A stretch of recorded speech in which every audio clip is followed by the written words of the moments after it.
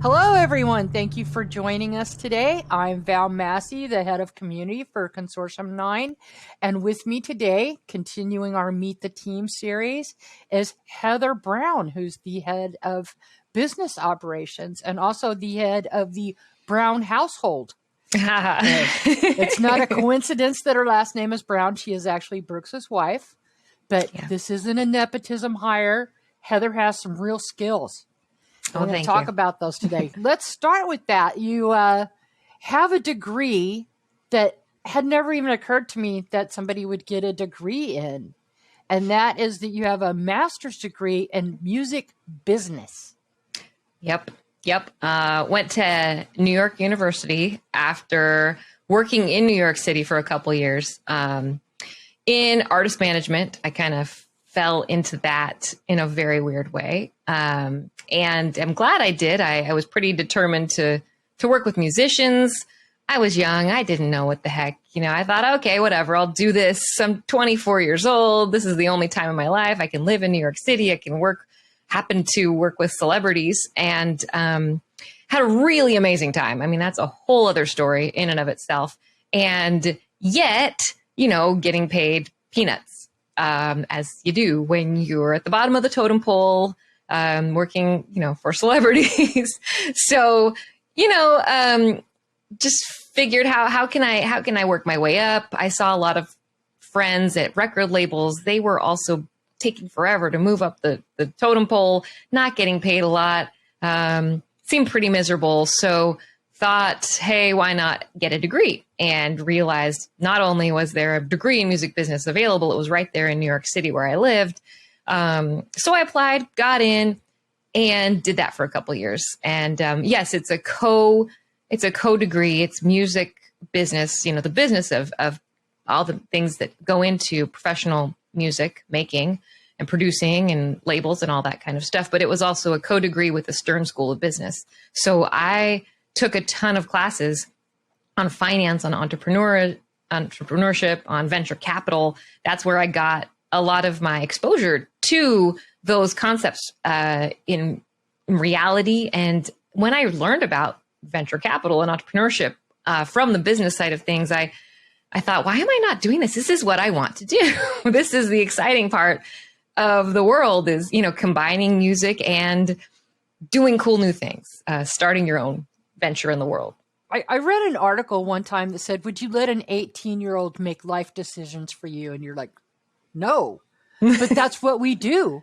You're finishing high school and you're like around 18 years old and you've got to decide what you're going to do next. And it's always interesting to me to hear how people thought that they were going to be on one path and then somehow they deviated from that. So that is very interesting to me that you kind of made that transition. Do you actually play any instruments? I do. I'm a violinist. I've played since I was about 8 years old. My brother is a way better musician than I am. He played violin forever, hated it, but, learned music. And then he switched into trumpet and became a phenomenal trumpet player. He actually coincidentally went to New York University for trumpet performance and is a superstar. He's just really just blows my mind at how good he is. He ended up working on cruise ships, playing jazz music, tried to really make his way. And it's just so hard to make it in music, no matter what part of the music business you're in. So he had a fun time of that in his 20s. And then he decided also to switch careers. And he's now in the Air Force doing very well for himself, working up the ranks, but also still plays trumpet and tutors trumpet performers. So got to keep it going. Yeah, you can always tell when somebody's serious about the violin because in the South, you play the fiddle. Well, yes. And if you play the violin, that's classical stuff. That's classy. I was a classical violinist. I knew some fiddle players, and man, can they rip it. They're amazing at what they do. It's a whole different skill. Love it. Yeah, Charlie Daniels got a gold one from the devil. Oh, amazing. Oh, yeah. Love that. I love that song. Then the follow-up. Okay, so you decide to ditch the music industry.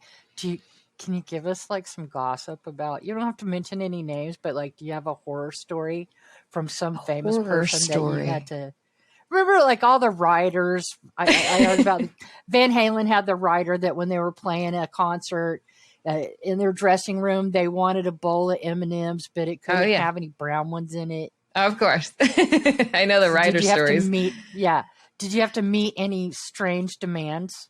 You know, put up with somebody's like stupid bullshit? I will say all of the artists that I work with are truly good people and behaved wonderfully, as far as I saw. There was their fair share of, drugs and drinks, but overall, they're just really fun, nice, good people, which I was so lucky to have that experience. There was someone who was like a guest artist one time who became sort of a diva and tried to get me fired, which was a very weird story. And I won't go into the details, but luckily my boss at the time understood and was sort of like, "This is weird. What happened?" And those little weasels are everywhere. Well, when I think it was like, "Oh, I booked everything I was supposed to. I booked the car. The car didn't show up."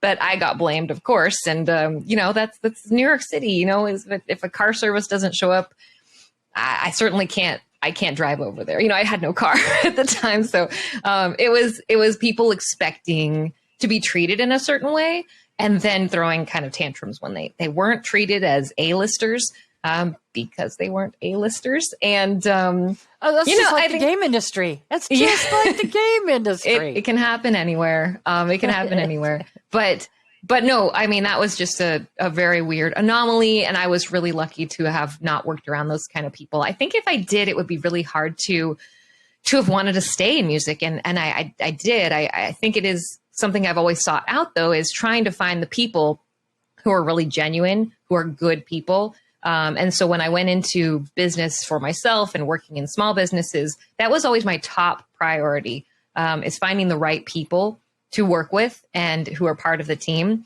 Because if you don't have the right people, it doesn't matter what industry you're working in. It doesn't matter what kind of job you're doing.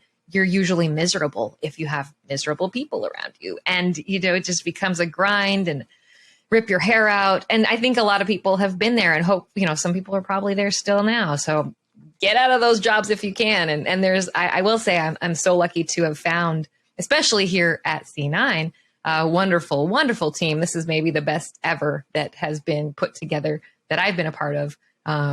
So it's great to have built toward this, I will say. Well, let's talk about the C9 evolution, because you and Brooks have been married for how long? Well, we've been together about 10 years now. So married, right. 8 of that, 7, 8.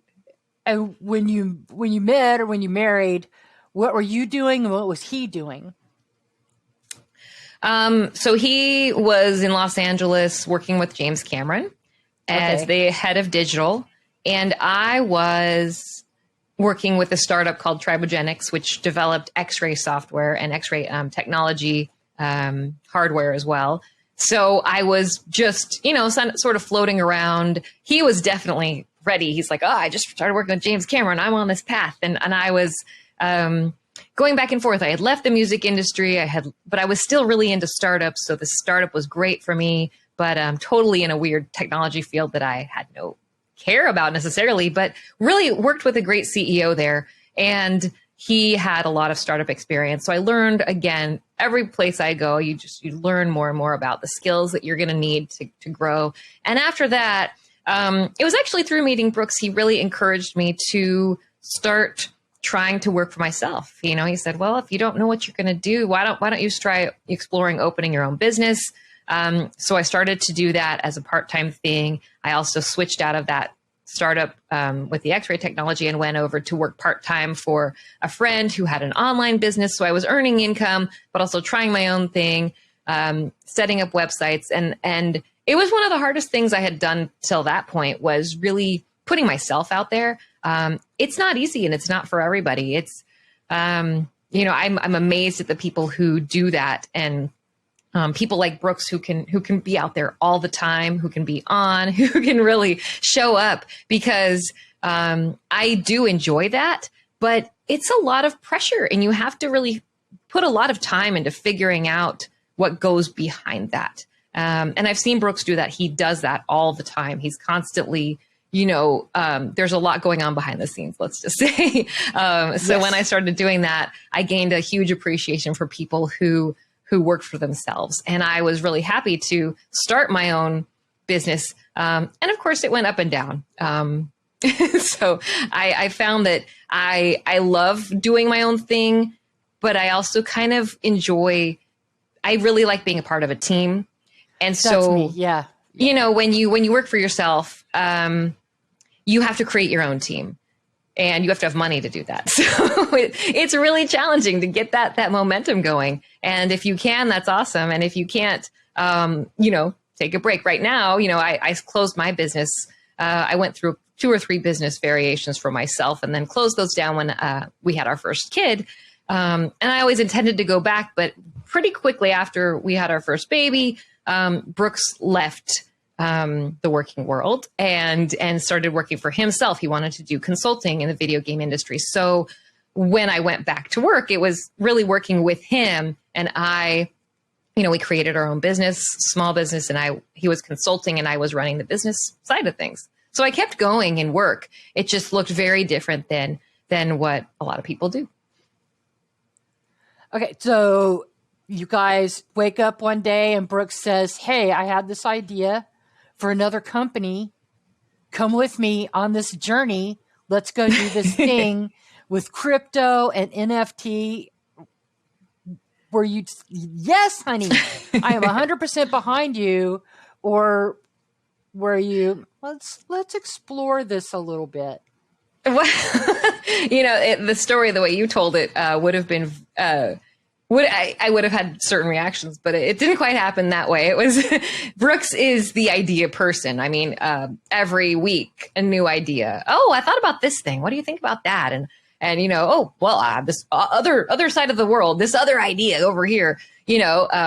I just always say that sounds good. I don't know anything about it usually.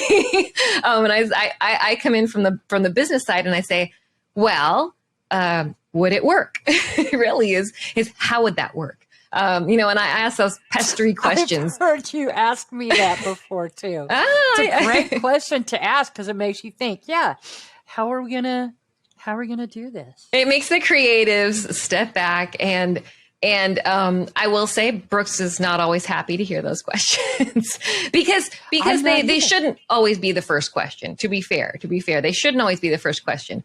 What should be the first question?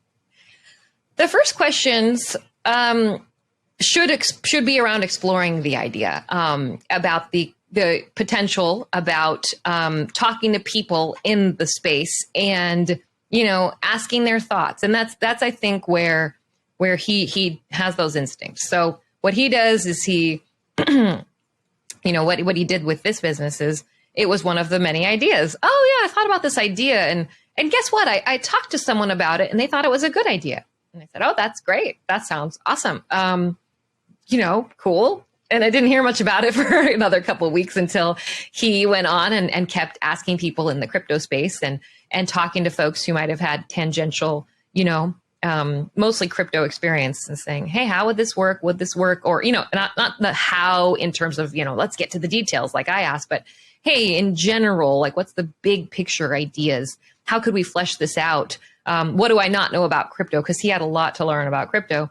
And all the people he talked to just kept saying, well, yeah, oh my gosh, well, this is how it works. And then Brooks would take that and say, oh my gosh, well, this is great. And, start building the pieces. So once they got to the place of, hey, we can do this, that was great. But really the biggest solution for this business working was, hey, people in crypto want to fund it. And want to fund it quickly. So that was really exciting when you realize not only is there a business idea, because there are lots of business ideas out there that will work, but this one can work quickly because there are people who will pay us to start it, the money can be there to make it run. And there has to be money to make it run, either from people who pay you to run it, like investors, which we have, or revenue very quickly, immediately, right? Are we going to get people, playing the game to pay us right away, or buying the NFTs to pay us right away? And is that enough to make the business run? So all those pieces really went together, and it it was just sort of, a whirlwind of, oh, well, yeah, I'm already helping with our other businesses. We had 2 other businesses at the time, and I do the business back end on those. So yeah, I'd love to be a founder and contribute to this project as well. And really at the time had no idea if it would really work. You don't know until you start doing. So this one took off. That leap of faith. I have to say this. I heard General Colin Powell, one time describe his wife as the ground wire in his electric circuit. And that's how I've always thought of you, because like you said, Brooks is kind of like, he's everywhere and you're that ground wire. So I can see him having all these crazy ideas and all these conversations, and you're back there going, okay, from a business perspective, this is how we're going to do this. Well, you've known Brooks a long time. Yes. And yes, he's evolved over time, I will say, to take those crazy idea instincts and really learn and have discipline to focus them a lot more. And it's been really cool for me to see. You've known him even longer than I have. So it must be amazing to just have watched, a person do that, because that has helped him actually do things in the world that are amazing.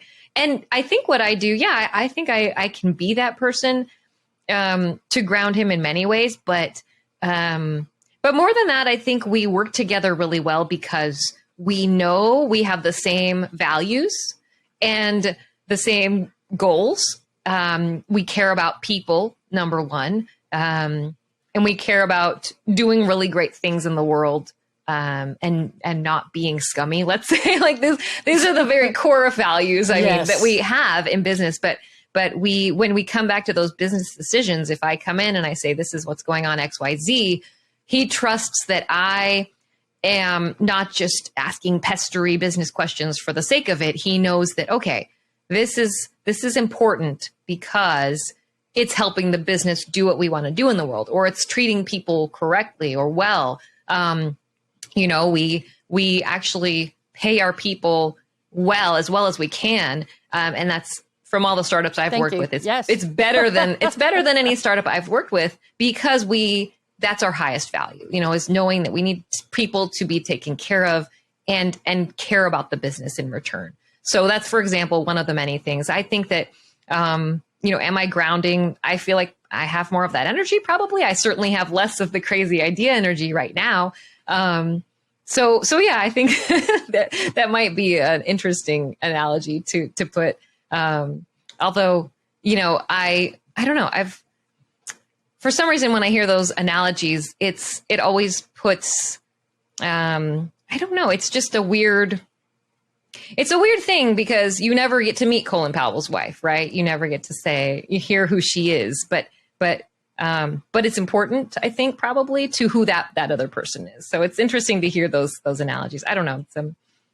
My brain goes in a lot of directions with that. So let's move on to, what's a typical day like for you at C9? Because you have a title like head of operations, but there's so much to that. And let me say, one of the things that you do is that you're in charge of our human resources.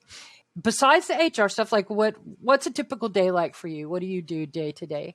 Well, I think most of all, my day is less focused than I ever want it to be, because I have 2 kids that I get to bring with me on the journey most of the time. So we do keep our kids at home. We don't have daycare. That's all up to us. And so Brooks is pretty much always working. Now he's doing dad time now. He does his dad time when I need to do big meetings or something like that. But if he can, for the most part, it's me doing the kid wrangling while I fit in business. So lately I've been trying to do business stuff in the morning and the evening. So before the kids are too awake and when they're asleep.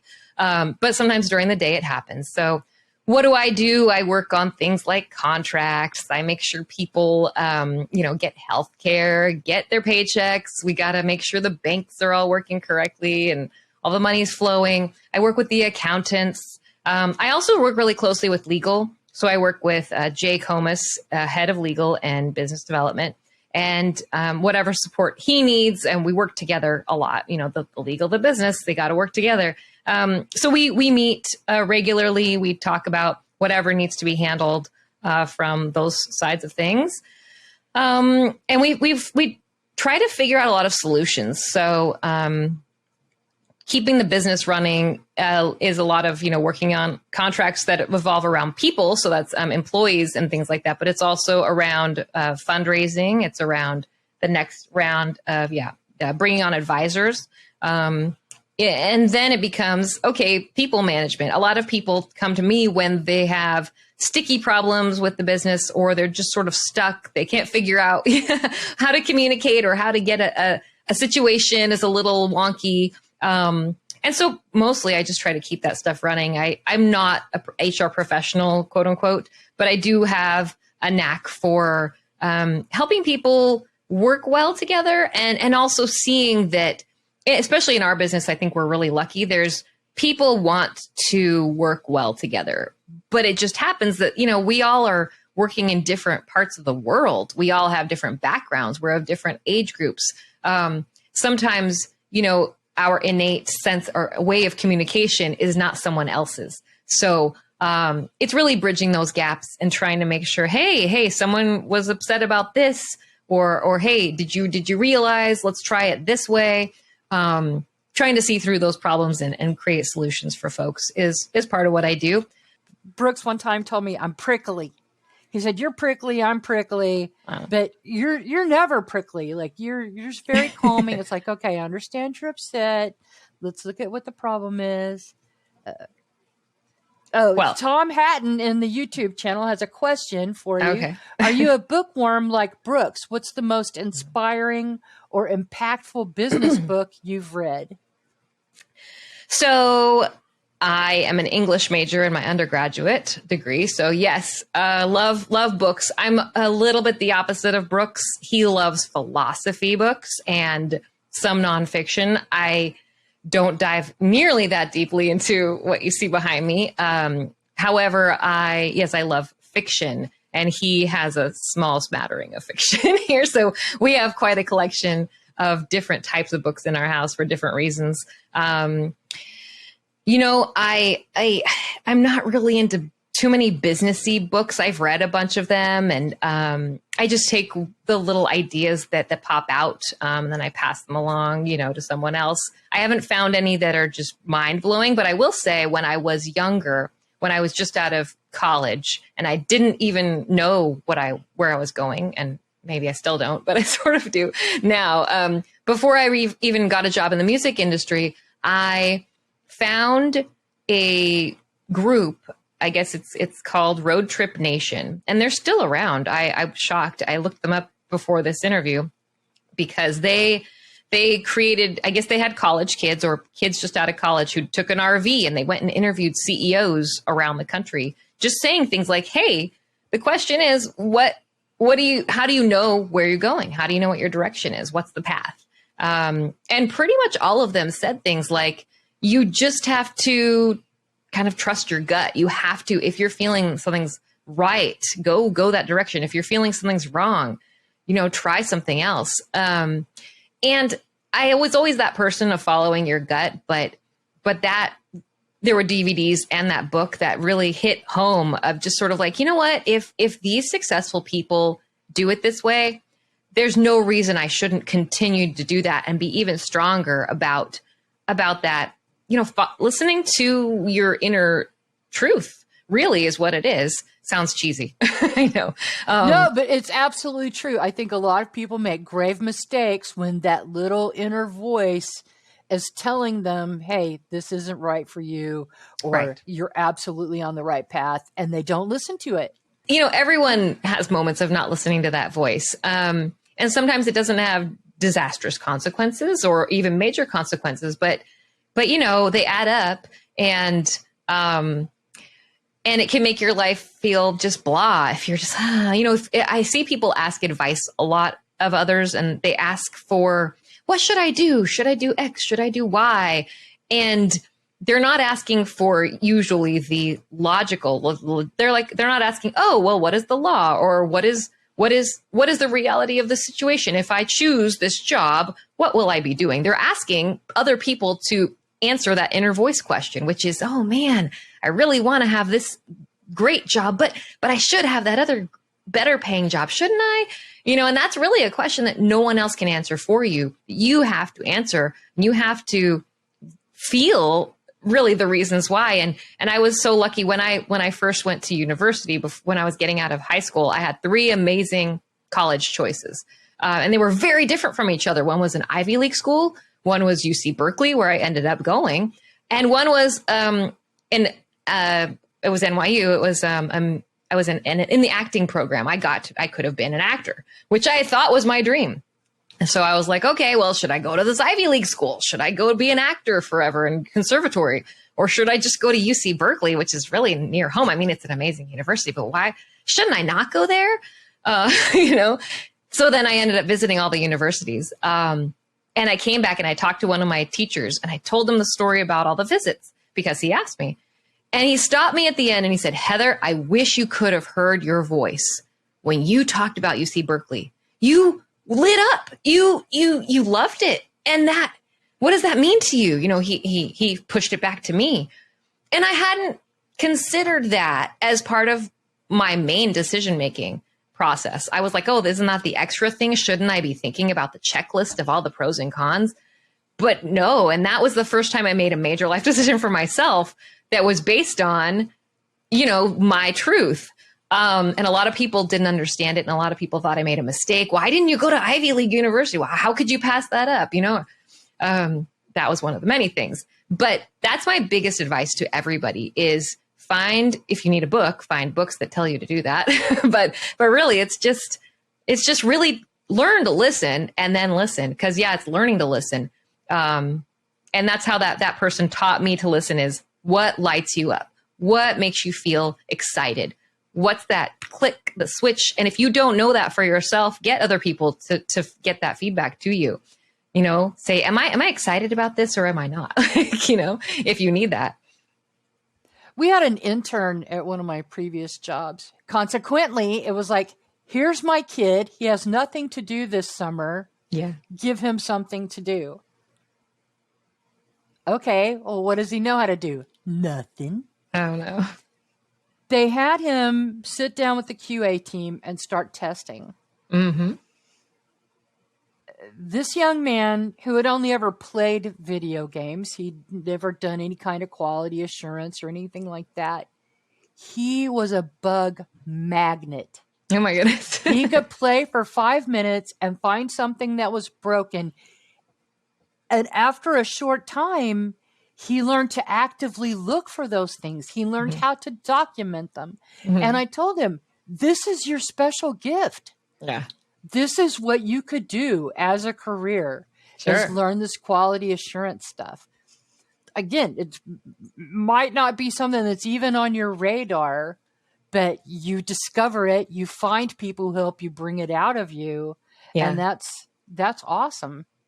Yeah, I know some rich kids, and I think that it reminds me of some of them where if I've also heard people, and this can happen to anybody. What happened to me is the family or big time social pressure of if it reminded me if there's a rich kid whose talent is QA. Well, QA is not necessarily a major it's not a millionaire job, right? You don't make millions of dollars. But I think his dad was just so happy that we found something that he could do. Well, no, but I'm saying and that's good that his dad was really excited because some families might be like, no, you can't work in QA. That's not going to pay you enough. You got to do something else. Whereas, you have to make decisions for yourself. You have to live with them. People are miserable. They take anxiety medicine because they don't listen to this voice, because they've made choices that have been for other people, for other reasons. I just think it can solve so many problems in the world. And I will say that my husband, Brooks, is a person who also has listened to that inner voice. And it's not easy. He and I separately, before we met, we were those listening to that inner voice, but it's hard. You can have some years of struggling, suffering, but knowing that was the best direction, but not seeing the pieces come together. It can take time for pieces to come together. So, it's not easy any direction you go, but I will say that it's worth it if you're really following your path and you can feel that, keep doing it. And if you haven't started, start because you will get there. You will get somewhere that is happier overall than where you could be otherwise. I would think for the most part. Now, of course, make sure you can eat your food. Don't just, hey, maybe some people become, world travelers and have no money and they can make it work. And that's awesome too. So make it work. All right. So going back to the HR stuff, we have some job openings. Yeah. If anybody, on our LinkedIn page, there's a list of jobs. I don't remember if they're on the C9 website. They are. They are on the C9 website, consortium9.co/jobs is where you'll find them. So yeah, keep going. And one of the openings that we have is for a community liaison position, which means you would get to work with me. That's right. You. An issue that I have is that I keep seeing people send in we call them resumes in the US and Europe, their CVs, that have nothing to do with the job. I'd be curious to hear from you how people can combat that. Like if there's a job that you really badly want to go for, but you don't necessarily really have the experience, are there ways that you can at least increase your opportunity to have a conversation with the person that's hiring for that job? That's a great question. And it's tricky because what I normally say is maximize your network. So, for example, we had a different position for the senior director of project management up. And we always get people applying who don't necessarily have the right fit. And that's okay. I think people should throw their hat in the ring for something they want. But we had a person who threw their hat in the ring. And and he happened to also know an employee of our company. If he hadn't known that employee, I probably would have passed up his resume because I would have thought, okay, it looks solid in general, but don't know if it's quite going to work. But because I had the knowledge from, the employee of our company, we gave him a chance. He went through the interview process and he's a superstar, but it still wasn't quite the right fit. So, he got the chance. And if he had proved himself or if he had been the best candidate, we would have been able to hire him. It's tough if you don't have the right experience for a job that you're applying for. You're going to have more luck getting in on the lower levels, right? The entry levels. Because the higher up you go, the more specialized it tends to be. And as for the community liaison position, it's also a tricky one because a lot of people think they may have the skills for it. And yet, because it's community. Everyone likes to enjoy the community and be part of a community. And I've been part of communities. But managing a community and monitoring a community and being on the business side of things is very, very different. And it's a huge job that I think a lot of people aren't familiar with. So I think this is a job where we're actually getting the most resumes that are not quite the perfect fit. And it's the nature of having a job post like that. And it's also the nature of the fact that, it's a very unique job. You tell me, Val, community liaisons and community, workers on the community side, it's not like you can go to school for that. It's not like you have a degree. It's not like an engineer where you're like, oh, cool, I've done this work. I have this experience. I can show you my reel. You have to just do, right? You just do. It evolves. There are certain courses or things that you could study. Writing, for example, like technical writing, to be able to tell somebody. One of the exercises that I would give job candidates is to do technical writing. Tell me how to tie shoelaces. Tell me how to make toast. Right. And it needs to be just like when you buy a piece of IKEA furniture, which I know is a tender subject for you guys, your IKEA furniture problems. It's take a combine it with B, put it in C, that kind of thing. Right. There are a lot of people who don't have that skill. And it's something that's crucial to what we do. Because if I'm trying to help somebody learn how to install a program or how to sign up for the white paper, there's very specific steps and it needs to be clear. Right. James Egan, my wingman, I talk about him a lot. He's great at that stuff. He's probably better than I am. Don't tell him I said that.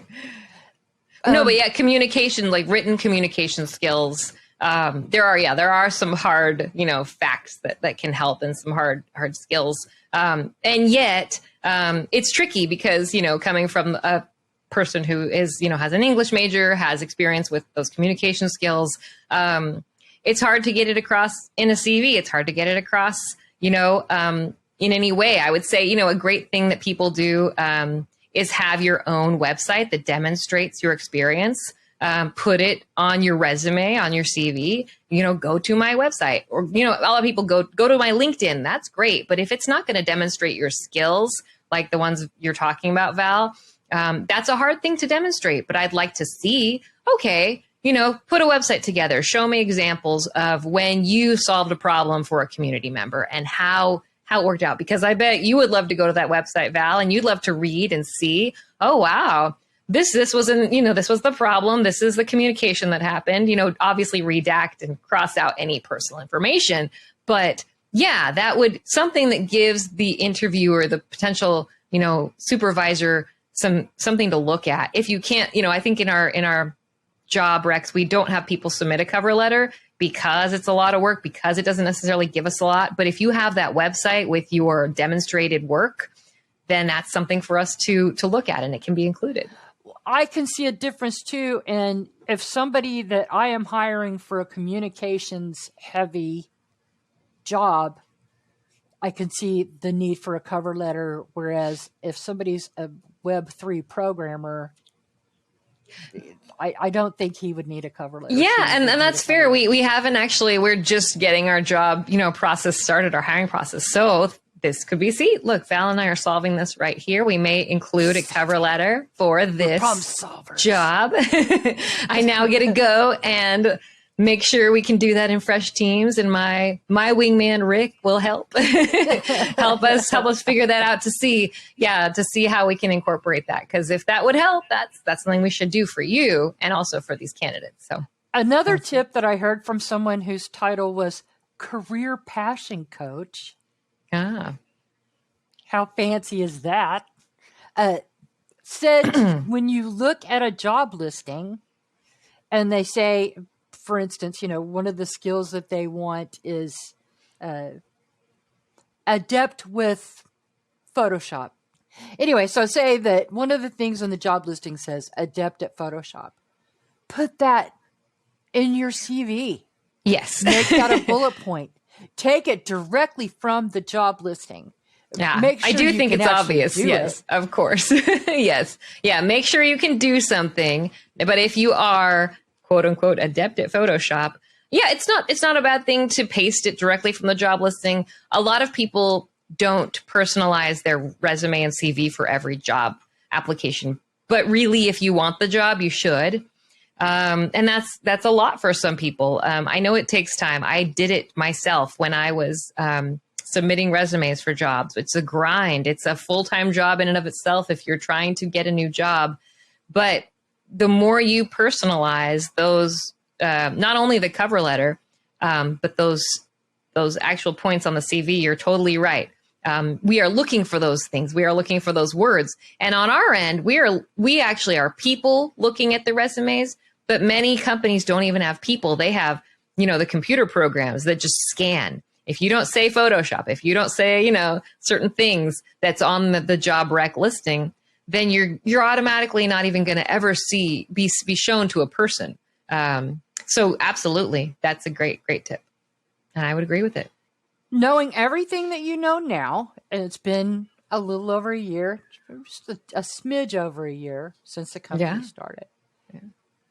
And with the benefit of hindsight, is there anything that you would do differently if you were starting again tomorrow? Me, well, I feel like I'm just sort of along for the ride sometimes, but No. I mean, it's a whirlwind, I will say, and I don't think so. I don't have any regrets, and so when that comes to mind of like, hey, what would you do differently? Do I regret anything? Do I want to have? Would I change something? I don't think so. This has been a wonderful experience from what I can see, and from my perspective. I also, it's sort of a blur for me, because not only did we start a new business, which I love and is already a lot of work, and it will be a blur. I got pregnant very quickly after we started this business, or right in the middle of the very beginnings of it. So for many people out there, just so you know, pregnancy is hard on a body. It is. It just literally physically is a huge toll. And it's not just the physical body; it's brain fog. It's exhaustion. It's all these things that you take for granted, that you're like, okay, I wake up in the morning, I'm healthy, I go do my job. I might be tired, I might need coffee, but you just keep working. And pregnancy really, really hit me hard, and sort of felt like, oh gosh, I'm only operating. I wish I could operate at 100%. I'm only operating at whatever percent I could, which changed day to day. Plus, I had our kid, our 3-year-old, who was awesome. But, I guess I wish I could devote more time and energy to this, because it's a wonderful, amazing business. And I'm just limited. And it's just the reality of the situation. However, I can't help but devote as much time as I do. I want to, stay up late at night and finish my projects. I want to, while my kid is watching TV, I want to be, on a chat with somebody trying to solve a problem, and keeping the business going, because when I do, I can see the results, and everyone's working better and happier, things are moving. So that would be my only wish. It's not anything anyone can do anything about. But I guess I wish I could have magically had this baby appear instead of having to have my body go through it. And even now it's like, okay, baby's tiring us out for teething, for all these sorts of reasons. I have to say though, we're so lucky to also have a successful business while having little kids, and working from home. And, it's like, there are hard parts of it, but we're also very lucky people. And I don't think I would have it any other way. I'm so grateful for it all the time. And so, yeah, nothing to change on that side. But I mean, it's not just the 2 kids. You also have some frogs? We do. We have some frogs. We have 4 frogs, fish. We have dog, a cat. And outside, we just moved. Outside there are deer sometimes. It's really cool. And rabbits. So we live in Washington State, sort of, where the nature meets the suburbs, and the chipmunks that our little dog chases. It's pretty cool. We have a good time. I know, but I was just thinking about those surveys that you take, or those little tests, like to measure how much stress you're under. Oh, yeah.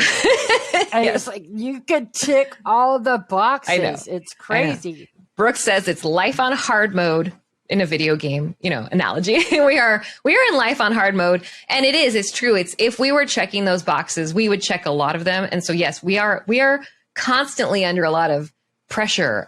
We are constantly exhausted. And sometimes we're like, why am I so tired? Oh yeah, because we have all these things happening. But luckily for us, those are positive stresses. So we have a benefit, because in a lot of those surveys, there are also negative stresses that we don't have for the most part, like health problems, crippling debt, giant mortgage payment that's underwater, or, commute for an hour each way to work. So there are lots that we don't check that would be super negative. And so we've just eliminated a lot of the negative ones, and we've just kept a lot of the happy stresses. The happy stresses. The happy stresses. In fact, we have a visitor of our happy stresses here, who has just popped in. So we're going to... Hello, come on over here. I surprised you. Well, come on. You surprised me. You want to say hello? Come on my lap. This is Dexter, our first kid. That's Val. You want to say hi? Hi, Dexter. Val. You want to wave? Hi, Oh, how and are there's you, baby sir? Violet. And there's popping in. Vi. Hi. Hello, you. Oh. We Hello, can't see good Vi. to see you. You Hi, can come on Dexter. over. Come on over. There's our other Oh, and there's family member. there's Brooke. the big baby. There's the big Hello. toddler. Hi, you. She Thanks doesn't for come popping by. like Have to pop invade by. your streams. So I have to tell a funny story about Dexter. Oh, she's telling a funny Is story about that- Dexter. You're in the headphones. The first time that Brooks sent me a photo of him, well, I mean, I had seen when he was a baby. But then it had been a while since I'd heard from Brooks. And I was like, hey, send me a picture of Dex. And here's Dexter. He was just learning to walk. Seriously, it looked like Brooks had photoshopped his face onto Dexter.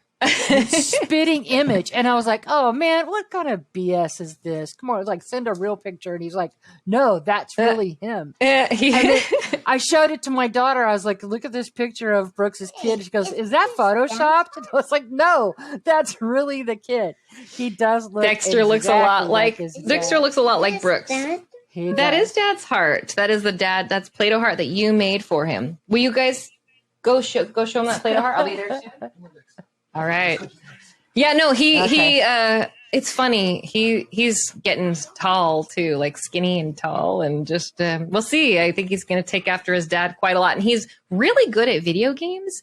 Suddenly, he's just picked him right up and goes right for him. So he's pretty talented. It's going to be fun to watch our kids grow up. And Dexter's definitely exploding with personality now that he's almost 5 years old. And then we've got the little baby, of course, who's along for the ride and just loves watching Dexter and Brooks. We only got to see a little piece of Violet, but I'm pleased to report that she is beautiful like her mother. So, that's not to say that Dexter's not an unattractive child, but they're cute. Thank you. We think they're she cute. looks We're like biased. okay. She's got my color hair. before Yeah, she's got your eyelashes too. Oh yeah.